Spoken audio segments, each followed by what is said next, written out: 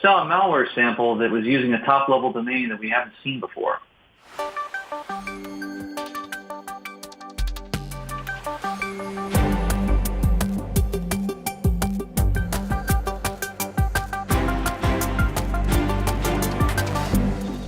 Hey, Mike, I understand you're looking into an article about yet another cryptocurrency miner type malware attack that had been going on recently.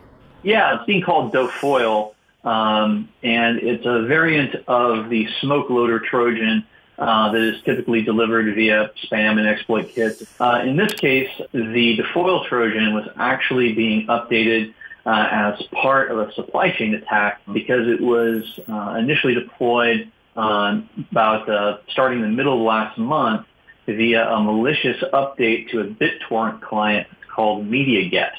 This is something that the user base typically downloads, and BitTorrent itself is not malicious, right? But then it's being used for malicious purposes. What was also interesting is that unlike other types of malware that are reaching out to attacker-controlled command and control networks, or even leveraging legitimate services as command and control.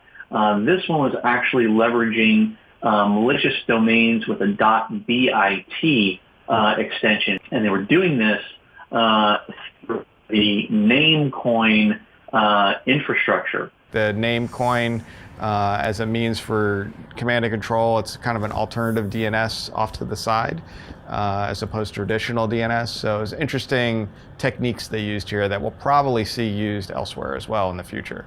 Once they had about a 2-week runtime of updates, they started distributing the malware, and that started having widespread infection rate, peaking at about 500,000 machines around the 6th of the month.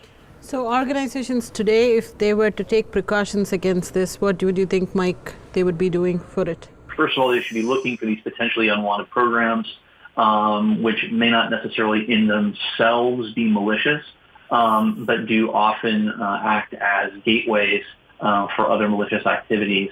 Also, when you're looking at logs, if you see name resolution requests going outbound to suspicious-looking domains, particularly top-level domains with strange extensions, or systems communicating directly to IPs without having gone through any sort of name resolution service, this is probably an indication that there is something going on in your network that needs some additional investigation.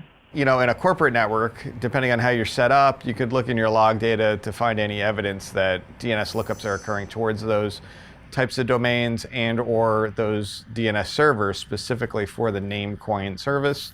And I think we talk a lot about sort of the user being the firewall as well, right? So, the fact that, we have a number of organizations where users do download these clients onto their, work machines, right?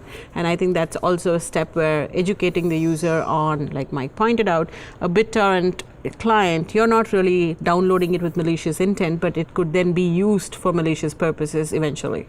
And this one was interesting to me. I'll have to say the Microsoft write-up on this, on their blog, I was very impressed with. It was quite good. It's a really good read if you're into getting down into the weeds. They do a very good job of explaining how this malware does the process hollowing and inserts its code in and whatnot. It's very good write-up. But there are, like you said, Mike, some really interesting techniques here, such as the use of Namecoin, which I don't know that I've actually seen before, but that would be something that now you know about it would be pretty easy, I think, to go find if it's happening in your corporate network. So like Mike said, that would be a good one to look for in logs. For you to be able to identify any of these behavior that the malware is spreading, you need to know what your baseline network traffic is and be able to identify that anomaly. I think that's one of the key things to note here.